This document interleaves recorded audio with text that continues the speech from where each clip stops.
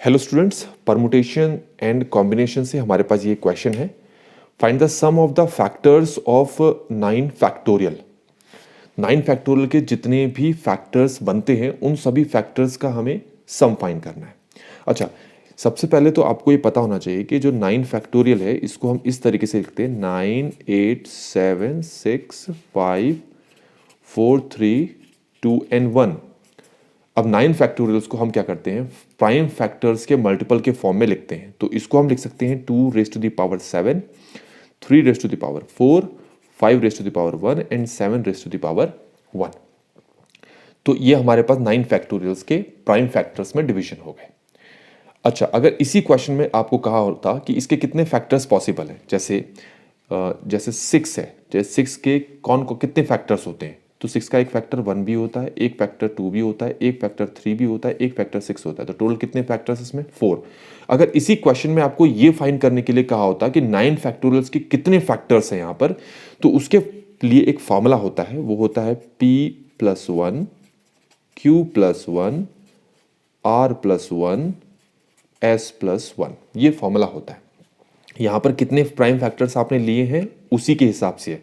अगर एक और प्राइम फैक्टर यहाँ होता, मान लो 11 की पावर 1 होता, तो फिर पी क्यू आर, यहाँ 1 है, पी क्यू आर एस और फिर एक t+1 भी हम लिखते हैं। ठीक है, तो क्योंकि हमारे पास 4 ही प्राइम फैक्टर्स थे यहाँ पर, तो ये 4 पार्ट्स में हमने लिखा। इसमें p क्या है, 2 की पावर जो 7 है, 7 आप यहाँ पर है, इसको 7+1 लिखेंगे तो हमारे पास 8 आ जाएगा। q क्या है, ये 4 है, तो 4+1 कितना हो गया 5। ये 1 को यहाँ पुट करेंगे तो ये हो जाएगा 2, इस 1 को भी यहाँ पुट करेंगे ये होगा 2, तो टोटल हो जाएगा 160। तो 9 फैक्टोरियल्स के टोटल 160 फैक्टर्स हैं। तो इस क्वेश्चन के अकॉर्डिंग आपको उन सभी फैक्टर्स का सम फाइंड करना है। जैसे यहाँ पर हमारे पास 6 के कितने फैक्टर्स हैं, 4 है ना, तो इन सभी फैक्टर्स का अगर सम फाइंड करूँ तो 6 3 9 10 11 12, तो 12 सम हो गया इन सभी फैक्टर्स का। ऐसे ही 9 फैक्टोरियल के जितने भी फैक्टर्स पॉसिबल है उन सबका हमें सम फाइंड करना है।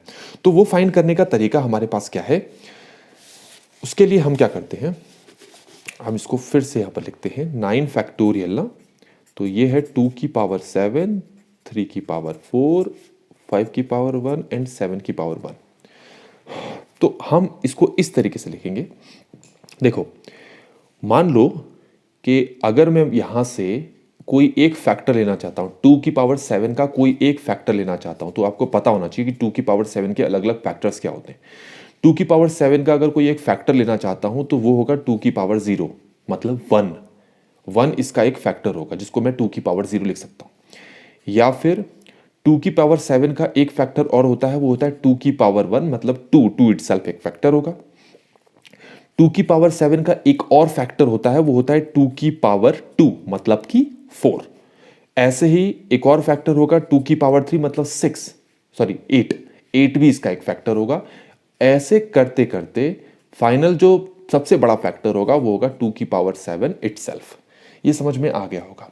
इसी तरीके से 3 की पावर 4 के जो अलग अलग फैक्टर्स होंगे वो होंगे आपके पास 3 की पावर 0, 3 की पावर 1, 3 की पावर 2, 3 की पावर 3 एंड 3 की पावर 4। ये इंपॉर्टेंट है यहाँ पर, ये कैसे लिखा गया है ना। ऐसे ही 5 की पावर 1 के फैक्टर्स होंगे 5 की पावर 0 प्लस 5 की पावर 1, और 7 की पावर 1 के फैक्टर्स होंगे 7 की पावर 0, 7 की पावर 1। अब यहाँ पर मैंने प्लस क्यों लगाया है वो अभी आपको पता लगेगा, क्योंकि मैं चाहे तो कॉमा करके अलग अलग दिखा सकता था फैक्टर सारे, लेकिन मैंने यहाँ प्लस करके दिखाया है क्योंकि यहाँ पर मैंने कुछ लिखना है, वो अभी आपको बताऊंगा। तो हमें यहाँ पर क्या फाइंड करना है, हमें यहाँ पर ये फाइंड करने के लिए कहा है कि इनके फैक्टर्स के सम फाइंड करने।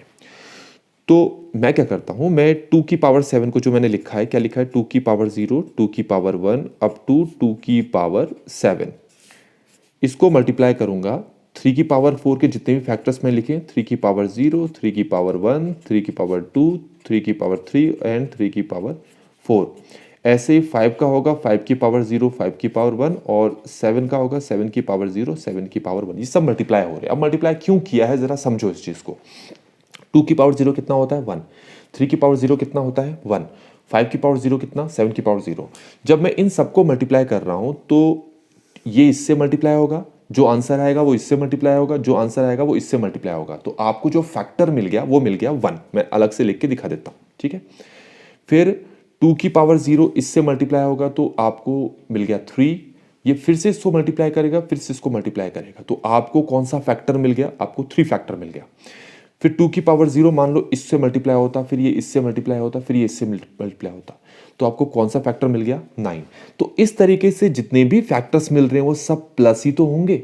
जैसे हम इनको मल्टीप्लाई करते, जैसे मैंने x+1 को मान लो x+2 से मल्टीप्लाई किया, तो ये आ रहा है x² + 2x + x+2। तो देखो इसको इससे मल्टीप्लाई, इसको इससे मल्टीप्लाई, ऐसा करने पर बीच में प्लस आ ही रहा है ना, तो प्लस का मतलब फिर जो फाइनल आंसर आएगा वो सब ऐड होगा। यही यहां पर भी होगा, इसीलिए स्टार्टिंग में ही हमने यहां पर प्लस लगा लिए थे। तो अब हमारे पास सिंपल चीज हो गई। अगर आपको ज्योमेट्रिक प्रोग्रेशन आपने पढ़ रखा है, वो फाइंड करना आता है, तो हमें पता है कि sum of n terms of a geometric progression का होता है हमारे पास फॉर्मूला a Rn-1/r-1। ठीक है, तो यहां पर 2 की पावर 0 1 आपका a होगा, और r क्या होगा, सेकेंड टर्म को फर्स्ट टर्म से डिवाइड करो, 2 आ रहा है, तो इसका फॉर्मूला अगर ये लगाओगे तो ये जाएगा 2 की पावर कितने हैं टोटल, ये हमारे पास 8 ना, 2 की पावर 8 - 1 ओवर 2 - 1 जो कि 1 हो गया। इसके लिए लिखो 3 की पावर 5 - 1 ओवर 2, इसके लिए लिखो 5 की पावर 2 - 1 ओवर 4, और इसके लिए लिखोगे तो ये होगा हमारे पास 7 की पावर 2 - 1 ओवर 6। अगर मैं इन सबको थोड़ा सॉल्व कर लूँ तो मुझे मिलता है 2 की पावर 8 - 1 मल्टीप्लाई 3 की पावर 5 - 1 मल्टीप्लाई 5 की पावर 2 - 1 7 की पावर 2 - 1 ओवर 6 2 4 6 मल्टीप्लाई कर दो, तो ये आपका फाइनल आंसर है। तो बच्चों हमें क्वेश्चन में फाइंड करना था 9 फैक्टोरियल्स के जितने भी फैक्टर्स हैं ना, उन सबको हमें ऐड करना है। तो ऐड करके जो हमारे पास फाइनल आंसर आया ना वो ये है, और हमें यही चीज़ इसमें फाइंड करनी थी। तो आई होप कि बच्चों आपको ये क्वेश्चन का सल्यूशन आपको समझ में आ गया होगा। आप चाहे तो इसमें ये भी कर सकते हैं कि find out the odd factors, find the sum of the odd factors of 9 factorial. इसी क्वेश्चन में अगर इस टाइप से इसको चेंज कर देते तो ऑब्वियसली बात है फिर आपको यहां पर 2 नहीं लेना पड़ता, क्योंकि 2 किसी भी नंबर से मल्टीप्लाई होगा तो आपको इवन नंबर मिलेगा। तो अगर सिर्फ ऑड फैक्टर्स कहा है ना, तो फिर आप इसको नहीं लोगे, सॉल्यूशन में इसको आप ओमिट कर दोगे, मतलब इसमें इसको आप ओमिट कर दोगे, और rest of the things will remain as it is. ठीक है, इसी क्वेश्चन में आपसे कहा होता कि इवन फैक्टर्स आपके पास क्या है, इवन फैक्टर्स का आपको सम फाइंड करना होता, फिर हम ऐसा नहीं करते, क्योंकि इवन फैक्टर्स के लिए इसका इसके साथ मल्टीप्लिकेशन होना चाहिए, इसका इसके साथ, इसका इसके साथ।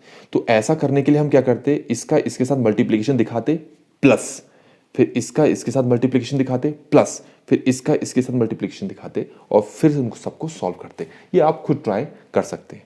तो आई होप कि बच्चों एक ही क्वेश्चन में ये 3 चीज़ें मैंने आपको समझा दी, आपको समझ में आ गई होंगी। अगर ऐसा है तो वीडियो को लाइक ज़रूर करें, और मेरे चैनल को सब्सक्राइब नहीं किया तो प्लीज़ चैनल को सब्सक्राइब करें, क्योंकि यहाँ पर आपको क्लास 11th मैथ्स और 12th मैथ्स के जितने भी IITs या NCERT या कहीं पर भी जो भी क्वेश्चंस हैं उसके इजी सॉल्यूशन आपको मिल पाएंगे। Thank you so much.